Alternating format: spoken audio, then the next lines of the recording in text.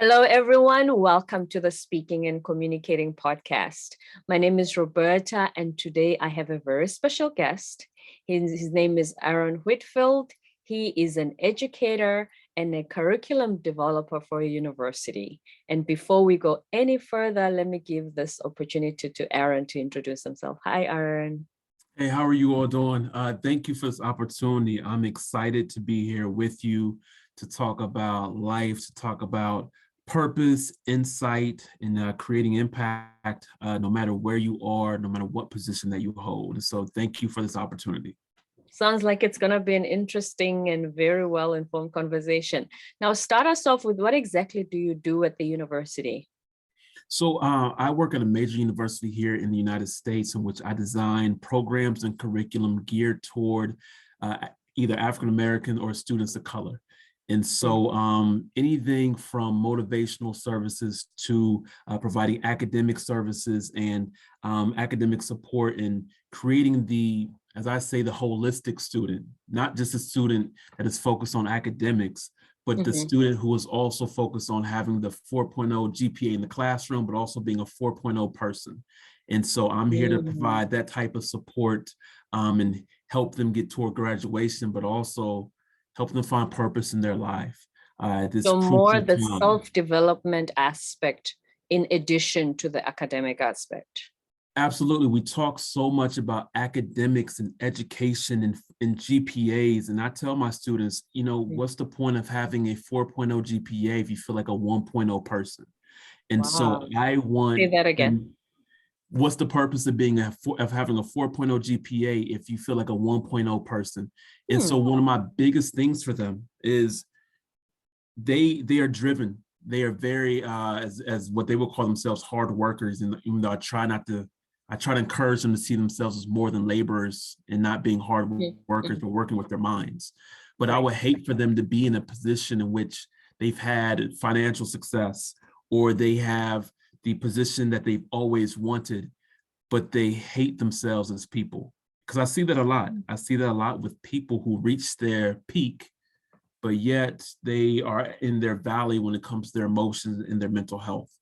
And so when you specifically talk about those people, what do you think was missing along their journey to the financial success? I think that when it comes to especially students of color and people of color in the United States, we are taught and conditioned to achieve financial success. And the financial success— Isn't that what everybody is taught? Sorry about that. Isn't that what everybody is taught? I think for some white Americans, I think that's almost assumed that you will achieve financial success out of their own privilege. But also I think when it comes to the African American or the people of color experience in the United States, that privilege of attaining financial success is not as available. And so I think for generations we've been told, get this job, work at such and such a company and get a good job. That way you maintain financial success for generations. But what's the point of attaining it if your heart is broken? And so, and you can have both. You can attain it and have a full heart, and not be broken. And so I try to bring not one. And so it's like, what is the point of attaining the position? Oh, I'm sorry. I forgot where I stopped. Let me think. You were saying, what is the point of having all this major financial success if you feel broken inside? Oh, there we go. Right. Yeah. So what is the point of attaining this financial success if we're broken inside? And so it is, we're chasing this position in life with a broken heart. And so a lot of times I tell my students and I tell, my colleagues, you can have both. It's not one versus the other. You can achieve both, have both financial success and emotional wealth. And so why not have both? You deserve both. And so that's a lot of what my beliefs lie in. You say you work for the Leadership Institute of the university. Yes. Okay. There is a leadership institute that we have here at the university in which I work, and which is geared toward helping young men, as I mentioned, young men of color, see themselves as leaders, not only within themselves, but also within their homes and campus, in the greater community, and ultimately into the world. And Right. so it is a 13-week essentially class, which we meet every Wednesdays, and we just pour into the students. We bring in community leaders, we bring in academic professors, but we bring in people ultimately that are real and authentic to speak to the students, and their messages often line up with the curriculum that I design. Okay, that's very key, because one of the things that we focus on this podcast is growing yourself into a potential leader through communication skills, through, like you said, the person that you become, and not just a subject matter expert, but a holistic person. Mm-hmm. So that journey, I think for me, it's a very important one in those students' lives, because you can be as brilliant as you want to be in academics, but if you are not able to interact with people, to be a team player, to see yourself as part of a community, you will not be able to see yourself as part of a project team. Absolutely, because everyone has a story, everyone has a background. In fact, next week's lesson, and mind you, these are students whose, their GPAs are 3.7, 3.8, 3.9, 4.0. So these are high achieving students, but we're talking next week about their story. And realizing that we each have a story, we each have a background, and your background influences where you are right now, but also makes you an individual to ultimately be a teacher, whether you are in a corporate setting, in a community setting, within your home, or anywhere else. And so we say that a lot. I'm sorry to interrupt you. Yes, that's our theme actually for many of our public speaking coaching events is everybody has a story. And when you tell your story, that's what connects you to your audiences, to other humans, because we are just connected as humans. And if something in me, my experience, if I share that with you, that's going to connect. But if I just come with only abstract concepts, you'll be able to learn for sure, but there's something that just connects us through our stories. It's hard. It's you could be a wonderful leader, have all the information, and yet if you don't connect with people, who are you leading? You can't be a leader and not connect with people, because then you're only leading self and where you're going. And so I want my students to embrace their stories are not just trials, but they're triumphs, and for them to honor the stories of their families, and to honor the legacy. We are all teachers and we are all storytellers. And that's what makes you, the story is what makes you the person that you are today. It makes you, it doesn't define you, you define it, because you write your own story. That's perfect. And say that's that again. the empowerment. You write your own story. This life will try to define you and try to dictate your story, but you are the voice to your own story. You are narrating your own story. You are your own legend. And so we are talking about that next week, and I'm super excited for that portion of the Leadership Institute. Yeah, that's going to be a very powerful one. Hopefully you'll come back to do this podcast one day and share with us how that went. Absolutely. Now take us through you said you also do development coaching and self-improvement. Yes. So my heart is is to help people find what they're here to do. We live in a society in which, I think we'll talk about this later, in which we're very position field or position driven. But what's your purpose? And so I love sitting down with individuals, whether it be individuals or groups or corporate teams, and talking about what is the true purpose of what you do.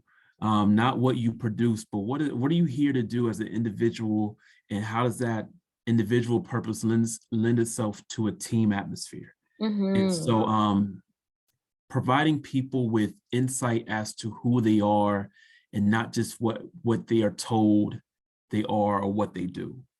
We each have purpose, and so I love to help people find that.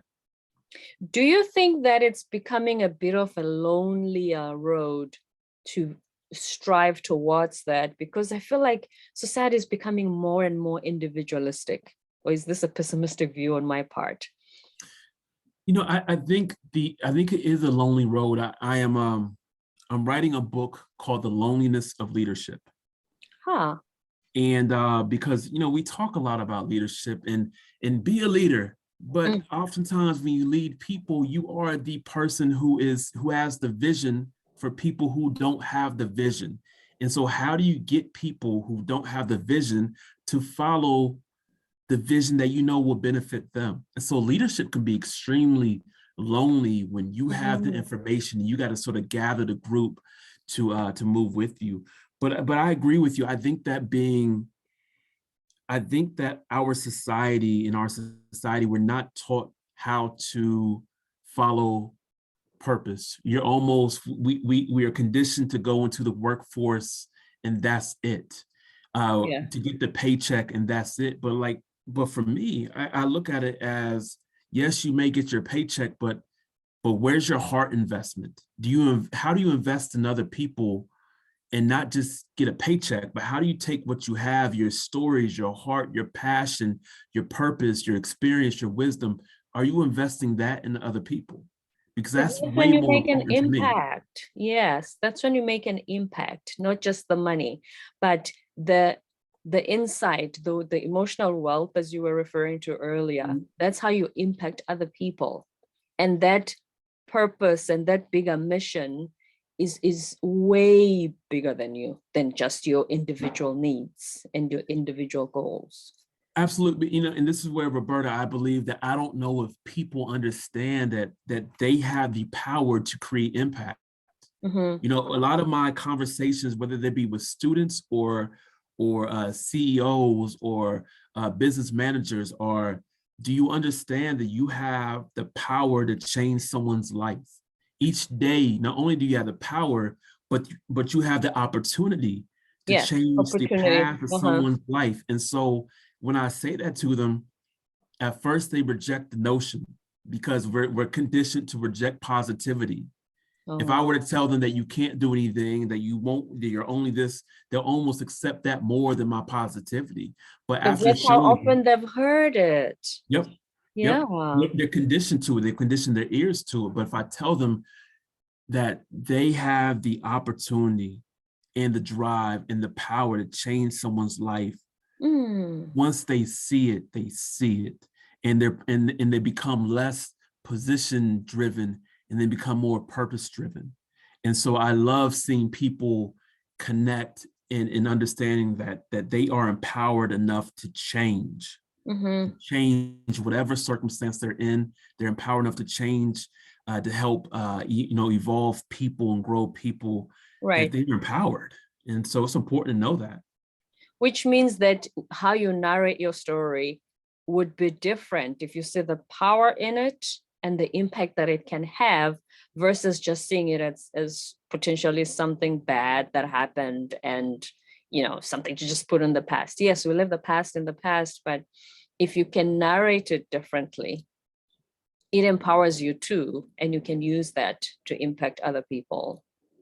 Absolutely. And that's the power of the voice. And that's why it's so important to teach people that, yes, you have a story, but the person who's telling your story is you. Therefore, you also have the voice. And with your voice, you were able to tell your story, to dictate your story, to highlight your story. Right. And so, yes, find your voice within all of this. We almost live in a society in some ways in which our voice is suppressed. But you have to find your voice amongst the noise. You have to find, even when people tell you. You have to dig out, and how you come from the deep end of a pool. You have to swim upstream until your head is above the water. Absolutely. You have to find it, because once you find it, you won't lose it again. No, nobody can take that away from you. Yep, absolutely. Remember Lisa Nichols, one of the teachers of The Secret. Lisa Nichols, her company is Motivating the Masses, and she focuses mainly on the youth, which I think more or less is the same age group that you deal with as well. Absolutely. At university. That's right. And she always starts them with the story, yes, of where they come from and how tough it is. But then she comes to a point where we're not going to just sit in your story forever because it's going to keep you where you are. Yes. It's a many of the youth that I come in contact with, they don't understand that they have a story. And so, and mind you, and from, you know, the kids that I know they have a story because their parents, I work with a lot of first generation American born students. Their parents have a story. So they will honor their parents' story, but they won't honor their own story. Their own. Yep. And they don't tie their story in with their parents and realize that is a greater part of their story. And so to sit down with someone and help them flush out their story, help them see their story in a bigger picture, and that they're not just here. They didn't just land here, whether you're born in America or you're not. You didn't just land in a place. There's purpose to everything. Yeah. You traveled. How did you get here? What was this experience like? And so it's almost like a discovery moment of them understanding, like, I have a story that is unique to me, and that my story is not generic, and that my story is important, and that my story ultimately should be told and shared. Because each one of us has a story that should be shared, because that's how you create, as we spoke about earlier, that human connection. Exactly. And that will ultimately help you be, you know, the leader that you're called to be. And it makes you who you are at that stage in your life as you grow. Your story is a part of this whole combination of everything else that you are. Your story is your teaching tool, because, you know, our stories are so different. And so as being both yes, I'm a teacher, but also I'm a student. I'm always a teacher and a student each moment of life. And so your story will help someone, can provide someone wisdom or perspective. There have been so many times in which people have told me stories of their lives, and I've mentally transported back to seeing where they are. Right. Because that's the richness of the story, of words, of heart, of truth and honesty. And so we need those moments of connection, and stories, you know, historically have been those points of connecting not only people, but time. That's right. right. You know, and so we have to share our stories, understand the value in each one of our stories. Here's been my experience as well when I speak in public. Obviously, I'll always have a theme of whatever it's supposed to be that I'm speaking about, all the technical, academic concepts. And then when I've shared a story, you find that people who contact me afterwards, that's the part they remember mostly. Yeah. Yes, my purpose was to teach them all the technical details. But if I shared a story and it's powerful and I give them a few seconds to just digest it and let it sink, that's the one thing they take away. You know, it's funny you mentioned that, because as an educator and as a teacher, I worked previously in a job prior to this job. I worked in an academic center in which I served youth from over 20 different countries across the world, mainly East or West African. And I would teach them, you know, I would teach, you know, whether it be math, English, social studies, whatever it may be. And most of the time, I would say, I don't want to put a number on it, but I would say 99%, let's go with that random number. 99% of the time, the students don't remember one thing I've taught them from a book. They don't remember that I helped teach them algebra 2, or that I looked over their paper on such and such and such a day. They remember the times in which I made them cookies and I gave them cookies. They remember the time in which they were having a bad day and we sat down and we talked about their day. They remember the times in which we had human connection. And I think that's so important. We put so much focus on this information from this wealth of knowledge, that really our wealth, yeah, it's up here. We have wealth in our minds and our knowledge, but we also have this wealth when it comes to our heart. And that should be shared just as much as our wealth, if not more, than our wealth within our mind. You know, when they say people don't care how much you know until they know how much you care. Yes. That's exactly when you shared that. That's exactly what came to my mind, is that just showing them that you actually care about them as individuals made more of an impact than just whatever the academic curriculum you were supposed to teach them. Because as a leader, you're meeting them at their heart. You're meeting them where they are, not where you want them to be. Which then motivates them to do whatever you need them to do.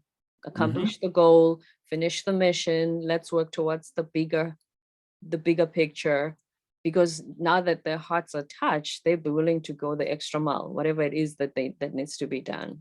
Yep, it's value. It's showing that I value you, not as someone who is going to increase my numbers, not someone who is going to sell the most products, but I value you as a person more so than what you produce. And when it comes to leadership, that is paramount. You know, you have to value the person more so than the product or whatever they produce, because people need to feel valued. I know in our workplaces that we're taught to be we're conditioned to be less personal. You know, this is a workspace. Yes. We're only here to be professional. Yes. Yeah, be professional. And we hold ourselves to a standard that is non-existent. You know, we're not as professional as what we project ourselves to be, because it's a requirement so that we achieve the level of success we hope to, because we need to be seen a certain way. Yep.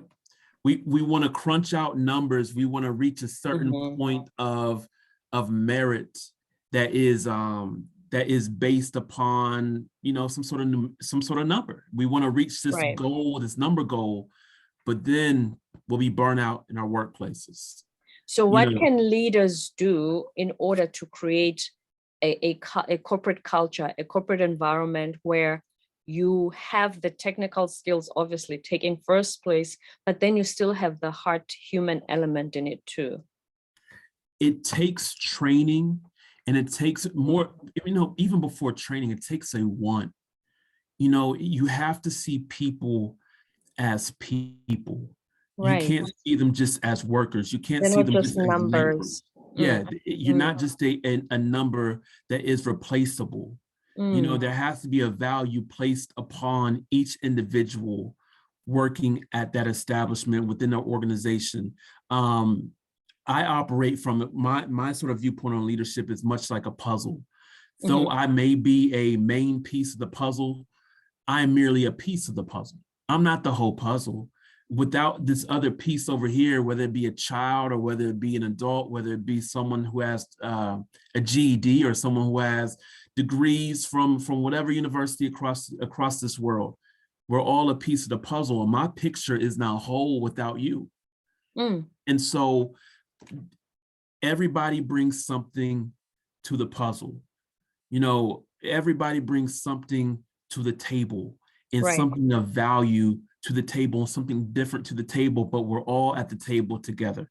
And if leadership and organizations view themselves as less being this hierarchical sort of viewpoint of leadership and of ultimately a power, and instead saw themselves as pieces of the puzzle, all on the same plane, I firmly believe that workplace culture would change. And not only would you produce more, but you'll retain more when it comes to workers. You'll promote more. It would just be a better culture. The culture would be better. Which means everybody benefits. Everybody should benefit. And not just financially, but emotionally, holistically, everybody should benefit. So give us 3 things quickly that leaders can do in corporate environments, what they can do to create the kind of culture where employees feel that valued. I think leaders should ultimately, number one, position versus purpose. You know, as a leader, is wonderful to have the position, but if you lack purpose within that position, you are only giving maybe half of what you could as a leader. I believe I will always have purpose in what I do. I may not always have a job position, but I will always have purpose wherever I do, whether it be a home or in my office or just walking on the street. And so I encourage leaders to see themselves as purpose-driven and not just position-driven. Like, what is your purpose as a leader? What's your purpose as a CEO? What are you there to do, not just when putting numbers or attaining these Or company just goals, reporting but to the board of yeah, directors. but Yeah. your life goal, Right. what's your life goal, and how does that influence within your job position? Um, And I then will number also two. Mm, Number two, also just creating impact. Each day being impact focused, um, having the sense and the insight and the really the empowerment to realize that you can create positive impact each and every day in someone's life. You can do mhm. something life-changing that would change the trajectory of someone's life, but also having enough sense to understand that your life also needs to be impacted. That's right. You cannot pour in what you don't have. You can't. Mm. And some people need to pour into you, and that you aren't a vessel that you deserve to be poured into. You Of deserve course. to be impacted too. And so Mm, it's twofold. How do you create positive impact, but also how do you open yourself up to being positively impacted by anyone you come in contact with? And mhm. so that would be my number two. Because Um, I think, just to interrupt you, Erin, because I think sometimes when we're in leadership positions, we always feel that we need to present this front of, oh, I have my stuff together. I'm so mhm. put together that I don't need to say that I need to be poured into as well. That's Because then part I'm of the not seen as somebody who deserves to be in this position in the first place, because I'm supposed to be all put together if I'm in this position. that's part of that imposter syndrome, mixed with also you can get to the place of only finding wisdom in people who you deem are above you. Mm, And if you can only hear or see from people who you see are above you, you're going to miss the grand picture. You're only right. seeing a piece of the picture. And so you have to be willing to hear wisdom on On all all levels. sides. Yep. Okay. Number three, before we share where people can find you, what's the third last tip for any leader? The third one would be insight versus eyesight. Oh, that's a good one. And I coach people, what do you see within yourself? I literally, Roberta, I tell people, close your eyes and Mhm. tell me what you see, which may seem contradictory. How can you see with your eyes closed? Of course. But Yeah. but Yeah. within you, you have a story, and within you have a vision. And oftentimes our eyesight can stop us. Our eyesight, things that we see happening in this world, things that we see happening in our society, it this almost an avenue for fear. But if we That's close our true eyes and though. use Mm. our eyesight to find faith, to find courage, to find heart, to find purpose and passion, we have to start utilizing our eyesight and utilizing our insight, and relying on our insight to tell us as leaders where we need to go. Not be so Mhm. dictated by our eyesight as to where we're headed, but like, where do you know you need to go as a leader? So insight versus eyesight. So what our eyes do is they make us see, okay, this is how the world is. So I'm supposed to go in this direction because that's where everything looks like it's headed that way. Yes, our eyesight is limited, just in Mm. general. Our Yes, eyesight is that's true. limited. We can't see but only so far. But Mhm. but but I don't feel like our insight is limited. No, Our not at insight, all. our insight can travel to places that our eyesight has not seen. Mhm. And so it's like, what do you see on the inside of yourself? Where do you see yourself going? I asked this, where do I see myself in the next 3 years that my eyesight can't see? My Can insight see, would yeah. tell me across overseas, I'll be overseas, I'll be in such and such a place. And so we have to rely on that as almost a piece of the guide to take us to Mhm. where we ultimately are, or to where we ultimately want to be. Erin, thank you so much. You've shared such wealth information with us today.